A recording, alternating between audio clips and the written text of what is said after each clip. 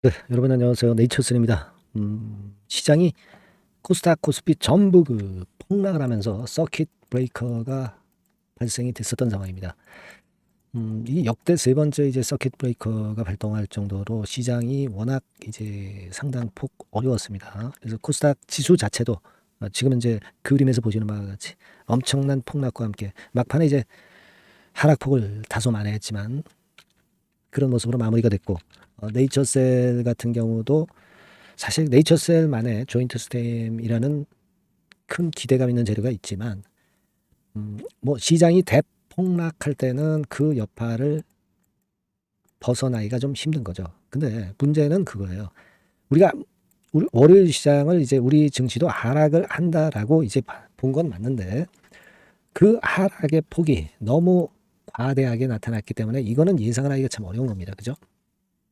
예를 들어서 한번 보세요. 나스닥 선물 지수가 오늘 장중에 한 4.7% 내렸습니다. 그렇다고 한다면 지난 8월 2일에 2.45%하고 그리고 오늘 장중에 4.7%하고 더하면 한 7.2% 우리 시장이 낙폭을 보이는 것이 이제 합리적이라고 봐야 되겠죠. 근데 코스닥 지수 기준으로 무려 11.3%나 더 크게 폭락을 하니까, 자, 미국 시장을 보고 우리 시장을 예측을 한다는 것이 상당히 어렵죠. 이 정도로 낙폭이 크고 지수 낙폭이 이 정도 되리라고 예상하기가 굉장히 어려웠던 그런 부분입니다. 어쨌거나 이제 네이처셀도 그 영향을 받아서 큰 폭으로 폭락을 해가지고요. 뭐 잘 아시겠지만 장중에는 저점으로 따지면 마이너스 10.78%까지 내렸다가 마이너스 7%로 그 낙폭은 상당히 축소하는 그런 뒷심을 보이긴 했습니다. 네. 여하튼 뭐 지금 현재는 뭐 어쩔 수 없는 상황이고요. 우리가 이제 수급적인 상황을 좀 보면 그래도 우리가 위안을 얻을 수 있는 게, 개인은 순매도를 엄청 했지만 외인들이나 기관들은 순매수를 했던 네이처셀의 모습입니다. 네, 물론 이 외인이나 기관의 매수는 프로그램 매수도 포함을 하고 있겠지만서도, 자, 그래도 이 정도의 외인이나 기관의 그 순매수가 들어왔다는 부분은 진짜 어려운 상황이지만 그래도 좀 도움이 됩니다. 물론 이제 기관은 금융투자 쪽이고 금융투자가 이제 단타 위주, 이런 매매를 하기 때문에 크게 우리가 뭐 영향가가 있다고 볼 수는 없습니다. 하지만 이제 외인들이 순매수를 좀 보여준 부분이 그래도 좀 낫지 않느냐 이런 생각이 들고, 여하튼 간에 낙폭을 축소한 모습은 비교적 어려운 과정에서도 선전했다 이렇게 보이는데요.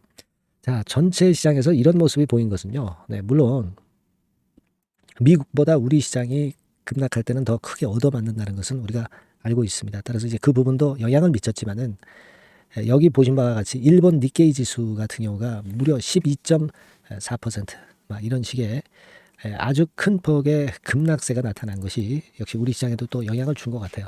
우리만 그런 것은 아니다라는 얘기죠. 예. 자, 그리고 우리 시장은 말이에요. 사실 지금 현재 공매도가 전면 금지가 돼 있잖아요.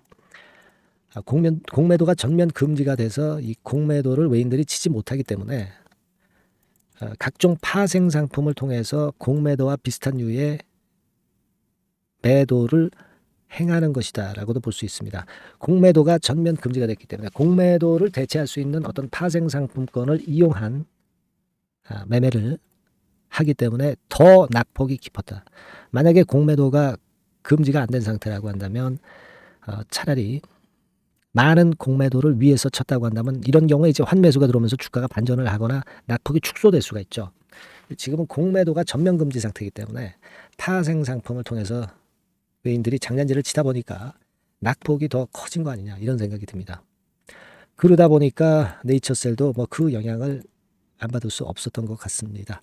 하지만 네이처셀은 프로그램 매수도 들어오고 외인 매수, 기관 매수라는 점이 좀 특이한 그런 플러스 요인입니다. 지금요, 개인은 일단 집중적으로 매도를 하고 있는 것이 오히려 네이처셀에는 주가에는 좀 도움이 되지 않느냐 이 생각을 할 수 있겠고요. 그리고 외인들이 이렇게 들어온 이유는 주가가 많이 내리니까 환매수를 한 부분도 있어요. 숏 커버링이 많이 들어왔었다 이런 생각을 하게 됩니다. 이 부분은 며칠 뒤에는 확인할 수 있겠죠. 원래 이제 공매도 잔고는 시차가 있기 때문에 그 점을 우리는 알고 있습니다. 그렇죠? 그래서 지금 지난 7월 31일 기준으로 공매도 잔고 네이처셀에 대한 부분은 그다지 그렇게 크게 변동은 없어요. 118만 주 정도 되나요? 네. 그 정도입니다, 지금. 그러니까 110만 주대에서 예전에 한 40만 주 갑자기 확 줄은 이후에 급격히 급증하거나 급감하진 않고 있고 110만 주대 근처에 있습니다. 이것이 제가 볼 때는 며칠 뒤에는 좀 더 감소한 것으로 나타날 가능성이 좀 있어요. 그러니까 지금은 숏 커버링으로 좀 들어온 그런 부분이 외인 순매수로 나타나지 않았느냐 이렇게 생각이 듭니다. 그래서 네, 그렇게 좀 생각이 들고 지금은 시장이 폭락하니까 그 영향을 우리가 그냥 폭락이 아니라 대폭락 아닙니까? 대폭락이기 때문에 영향을 안 받을 수 없었다고 보여지고요. 하지만 여러분 이제 8월 6일 다가왔죠. 네, 드디어 이제 약심위원회 중앙약심위원회의 만기예요. 그러면 이제 허가권 같은 경우는 이 만기가 지난 이후에 약심위원들 물갈이 한 다음에 그 다음에 그 재심사 허가를 한다고 한다면 좀 더 나쁘지 않은 그런 결과를 우리가 생각할 수 있지 않겠나 그런 생각을 좀 해봤고요. 그리고 네이처셀은요, 우리가 시장을 보고 네이처셀의 매수 매도를 판단을 하는 종목입니까? 그거 아니죠. 네이처셀은 뭘 가지고 우리가 파냐 안 파냐를 결정을 합니까? 조인트 스템의 재심사 여부에 재심사 허가 승인이냐 반려냐, 네, 이거가 주가를 결정을 한단 말이에요. 그러니까 뭘 더 우리가 중점을 둬서 봐야 되겠습니까? 시장이 폭락한 건 좀 아쉽고 영향은 받고 있지만 실제로는 조인트 스템의 허가가 상당히 중요할 수밖에 없는 네이처셀의 주가예요. 그러니까 요걸 보셔야지 네, 이 시장을 봐서는 안 되겠다. 저는 그런 생각을 합니다. 그죠? 네, 그렇게 생각이 들어요. 그래서 오늘 굉장히 좀 어려우신 하루가 되었으리라고 보여지지만 우리의 초점은 조인트 스템의 허가 여부가 중요한 거지 시장을 보고 매매 여부를 결정하는 게 아니라는데 다시 한번 우리가 좀 여기에 포커스를 두고 생각을 해봐야 되지 않겠나 이런 생각을 합니다. 네, 그렇게 말씀드릴게요. 뭐 사실 뭐 다른 재료나 뭐 이런 건에 대한 부분은 그다지 없었고요. 전체 시장에 연동을 한 것 같습니다. 여하튼 이 네이처셀과 관련한 중요 핵심 포커스 둘 부분은 세 가지라고 말씀드렸습니다. 첨생법 초안하고 IND 승인 여부하고 품목 허가권이죠. 재승인 여부죠. 이런 건에 대한 자료는 항상 갑자기 나옵니다. 요건에 대한 거를 다른 누구보다도 좀 더 신속히 입수하실 수 있도록 제가 업데이트하면서 최선을 다해 드릴 거예요. 네이처셀이라고 꼭 문자 주셔서 그 기회를 꼭 찾아가시기 바랍니다. 제가 최선을 다해서 정보 드릴 거고요. 긴급하게 진짜 매매 사인이 필요하다면 말씀을 드릴 겁니다. 그렇게 말씀드립니다. 자, 그리고 제가 대박주, 저평가 성장주를 말씀을 드릴 거예요. 이거는 시장이 이렇기 때문에 오히려 이 저평가주이면서 성장주인 이 종목은 시세 흐름이 바닥권에서 이제 올라오기 때문에 상당히 시장 지금 상황하고 맞다고 저는 봅니다. 자, 이 종목 말씀을 좀 드릴 거니까 말씀 잘 들으시고 대박 내시기 바랍니다. 네, 대박주 말씀드립니다. 자, 요즘 시장이 상당히 힘들기 때문에 여러분들이 테마주를 따라서 뭐 개별주를 한다 하더라도 미리 그 테마를 알고 들어갔다 하더라도 주가가 먼저 많이 밀리고 나중에 반짝하는 경우가 많아요. 그러니까 이 중소형 개별주도 쉽지 않고 그렇다고 해서 이제 대형주 섹터를 들어가 봐도 되게 뭐 2차 전지, 반도체 뭐 이런 쪽들 매매해서 수익을 내기가 상당히 힘듭니다. 그러니까 이런 때에는요, 저평가된 종목을 매수해서 대박을 내는 것이 그것이 지금 이런 타임에는 상당히 저는 맞다고 봅니다. 근데 그냥 저평가만 됐다고 해서 이런 종목만 우리가 국한해서 하는 것보다는 성장성까지 겸비한 종목을 매수를 하는 것이 필요합니다. 사실 이게 이율 배반적이기도 하지만 이거 두 개의 성격을 다 겸비한 그런 종목이 있어요. 이 종목을 제가 한번 찾았는데요. 그래서 오늘 말씀드릴 종목은 저평가주이면서도 성장주입니다. 자, 목표는 되게 우리가 과거 시세 대비해서 이제 막 생바닥에서 올라가는 것이기 때문에 되게 더블 내지 세 더블 정도 요 정도 가야 이제 매물이 있거든요. 그 이전까지는 매물이 없어요. 그래서 목표는 이렇게 잡아볼 필요가 있다. 이렇게 말씀 좀 드리고 싶고요. 섹터는 여러분들 이미 올라갔다가 많이 올라갔다가 내리는 종목들 이런 것들은 반등을 주고 더 밀려버리는 그런 속성이 있기 때문에 제가 볼 때는 좀 신선한 쪽에서 섹터를 구하시는 게 더 좋아요. 그래서 조금은 최근에 아주 크게 오르지 않았고 이제 막 올라가기 시작하는 이 엔터테인먼트 섹터 중에서 하나 선택을 해봤어요. 주가 수준은요, 적당한 수준이죠. 네, 10,000원 내지 한 30,000원 그 사이에 있습니다. 그리고 요 종목이 아주 등치가 작은 중소형주는 아니에요. 네, 하지만 유보율 같은 경우도 한 3,000 내지 5,000% 정도 있는 생바닥에서 이제 막 올라오는 종목, 약간은 이제 대형주 성격에 가깝다고 봐야 될 것 같아요. 네, 하지만 탄력이 있을 겁니다. 네, 지금 말씀드린 유보율 같은 경우도 확실하고 재무구조가 뭐 확실하죠. 재무구조 확실하지 않은 종목은 제가 추천 안 합니다.